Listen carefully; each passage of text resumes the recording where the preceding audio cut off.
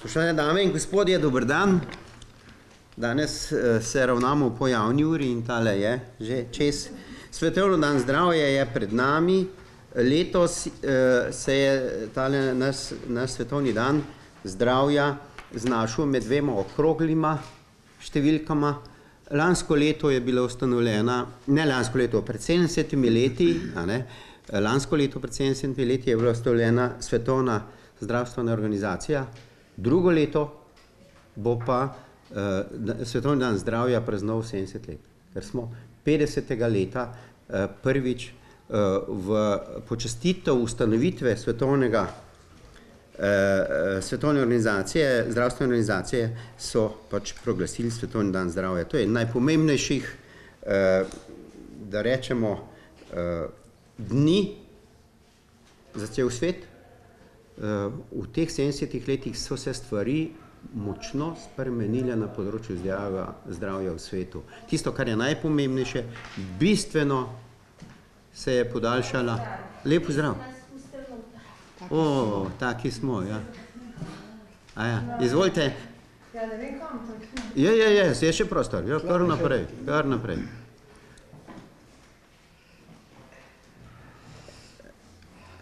Skratka, v teh letih se je bistveno spremenila svetovna zdravstvena slika, če hočete. Skupaj smo stopili ob svetovnem dnevu zdravja, Društvo za zdravje srca in ožilja Slovenije z našo mrežo 25x25 nevladnih organizacij in pa Zveza društev diabetikov Slovenije. No in moji sogovorci danes so, po vrsti jih bom povedal, primarij Cevc, ki ga poznate, predsednik društva in naše mreže, potem je dr. Vukeličeva, ki jo prvič pozdravljam med nami, torej širimo mrežo naših prijateljev med slovenskimi strokovnjaki, zdravnica iz Grosupeljga, to ste tudi dobili napisano, in pa gospod Rudolf, ki je podpredsednik Zveze društev diabetikov Slovenije. Prvi bo imel besedo naš predsednik primarij Cevc. Ja. Pozdravljeni tudi v mojem imenu. Seveda, dejansko dan zdravja je izredno pomemben in kot je že gospod Zalar rekel, so se spremenile stvari. Morda se spomnite, ni dolgo tega, ko se je zdravstvena organizacija usmerila predvsem v infekcijske bolezni in podobne stvari, vendar pa se je tako epidemiologija kot tudi vse ostalo spremenilo tako, da so danes ključni problem ne samo v razvitem svetu, vedno bolj tudi v nerazvitem svetu, nenalezljive kronične bolezni. In znotraj teh seveda sta vodilni srčno-žilne bolezni in zlasti tudi sladkorna bolezen, ki je v strašnem pohodu naprej. Morda je zanimivo to, da je letošnja poslanica ob dnevu zdravja pravzaprav zelo zanimiva in nekako zelo sede v naš trenutni politični prostor, namreč gre za poudarjanje pomena primarnega zdravstvenega sistema in skrbi za posameznika in zagotavljanje dostopa do kakovostnega zdravstva na primarnem nivoju. S tem imamo mi trenutno malce težav, ampak mislim, da jih bomo lahko kmalu prebrodili. Ampak tisto drugo, kar je pa vsaj z mojega vidika še bolj pomembno, je pa to, poudarja se odgovornost vsakega posameznika za njegovo zdravje. In tukaj pa stopi na plan tisto, kar v našem društvu, v mreži in zlasti tudi diabetiki, z društvo diabetikov poudarjamo, vsak mora poskrbeti za to sam, da bi se te kronične nenalezljive bolezni, če se že morajo pojavile čim pozneje, ker vemo, da z ustreznim načinom življenja se jih da pa marsikatero od njih celo popolnoma izključiti. Vemo, da in sladkorna bolezen, in povišan krvni tlak, in motnje v presnovi maščob so vsaj deloma posledica debelosti. Ne pri vseh, ampak pri marsikom je to posledica prekomerne telesne teže in debelosti, če bi mi uspeli tisto, kar zdaj pa že kar nekaj časa pridgamo, da morajo ljudje živeti zdravo, da se morajo prehranjevati zdravo. Ta zdrava prehrana ne pomeni prepovedi. Praktično vse je do določene meje dopuščeno, vendar pa seveda so nekatere stvari, ki so pa bolj priporočene, nekatere so pa odsvetovane. Enostavni sladkorji in podobne stvari, to smo že dostikrat povedali, tega se je treba izgubiti, ampak zlasti pa redna, vsaj minimalna vsakodnevna telesna dejavnost. Pol ure hoditi res ni problem za nikogar. Pa če je še tako zaposlen, bo pa po svoji pisarni hodil mal gor pa dol in se bo razmigal, s tem bo celo vrsto pravzaprav kroničnih bolezni lahko, če ne čisto preprečil, pa saj zadržal, da bo šele na stara leta do njih prišlo. Vemo tudi to, da ta način življenja, ki ga imamo danes, ko vse nekaj bega, se peha, da je to izredno škodljivo. Treba si je vzeti čas za hrano, treba si je vzeti čas za spanje in počitek. Če tega ni, to vodi v pregorelost, to vodi v depresije, to vodi v kronične nenalezljive bolezni in v klavrno starost. Tako da to je tisto, kar bi radi tokrat znova poudarili, ne nazadnje tudi zato, ker vidimo, da je ta povezava med srčno-žilnimi boleznimi in sladkorno bolezni tako tesna in da s temi ukrepi lahko bistveno daleč odložimo ta eden od najpomembnejših dejavnikov tveganja za zgodnjo srčno-žilno bolezen. Srce, veste, ko začne pešati, nastopijo hude težave, izredno poslabšane kvaliteta življenja in dejansko k temu tudi vodi malce starost, ampak če bomo mi prej uspeli doseči to, da ne bo hipertenzije, da ne bo povišenega tlaka, da ne bo iztirjenja sladkorja, se bo srčno popuščanje morda razvilo šele takrat pri naših 90 letih ali pa celo 100, kar bo zelo lepo. Vemo, da so področja na svetu, kjer imajo drugačen način življenja in so zdravi starostniki, tam živijo zdravi starostniki. Zakaj ne bi bilo to tudi pri nas? In mislim, da je ravno dan zdravja, ki se usmerja v to preventivo tudi in celovito obravnavo vsakega posameznika, še preden je bolnik, da je to čas in prava priložnost, da to opozorimo. Hvala lepa, predsednik. Kot sem prej že najavil, z nami je dr. Katarina Vukelič, ona pa je specialistka in bo govorila predvsem o nekaterih novih metodah zdravljenja, ki odpirajo nova upanja za tiste, ki so že zboleli. Najlepša hvala za besedo. Lep pozdrav vsem skupaj, vsakemu posebej. Poudarila bi nekaj ključnih stvari v zdravljenju sladkorne bolezni včeraj in danes. V preteklosti smo se osredotočali samo na zdravljenje sladkorne bolezni in znižanje krvnega sladkorja. Danes poudarjamo, da je celosten pristop obravnava spremljajočim boleznim sladkornega bolnika nujno potrebna. Se pravi, bolnik, ki ima sladkorno bolezen, ga moramo obravnavati celostno in ga povprašati o njegovih dodatnih srčno-žilnih dejavnikih tveganja in pa tudi o že razvitih spremljajočih aterosklerotičnih boleznih.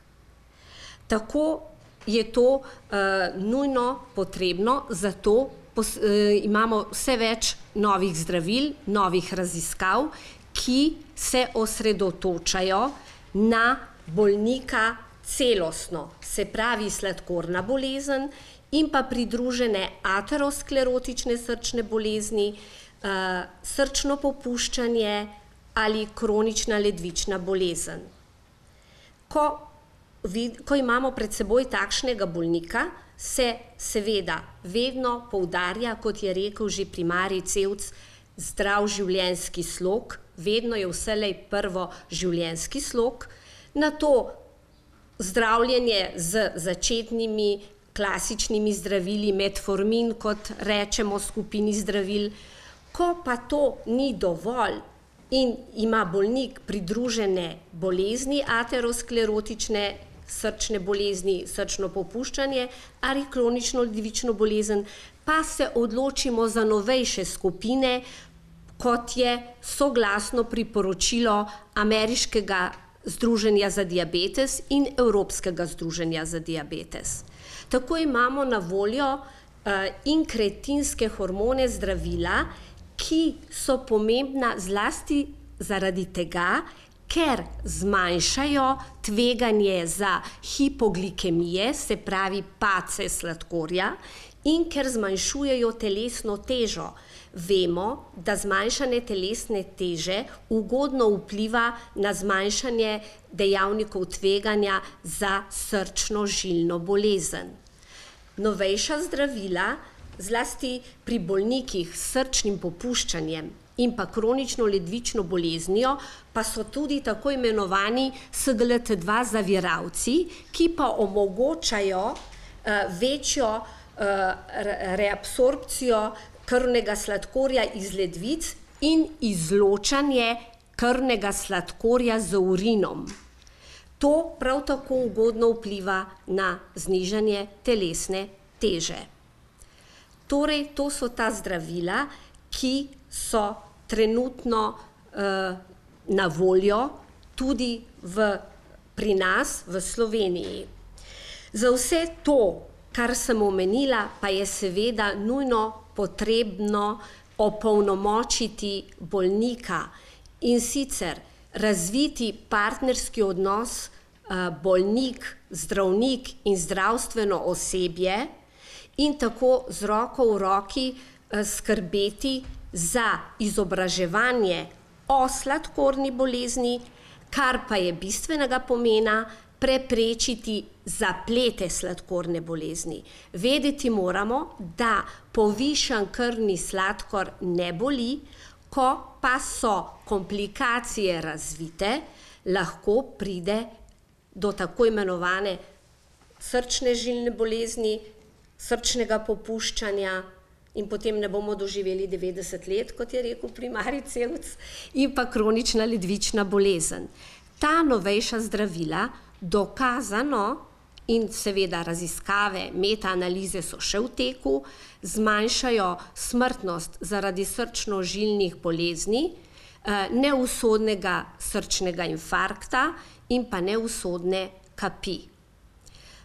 Torej, kot rečeno, to so možnosti in upanje za sladkorne bolnike, srčne bolnike, za sodelovanje med srčnimi in sladkornimi bolniki, opolnomočen pacient in pa seveda to je to, kar bi jaz rada povedala in zaželela vsem še naprej lep dan.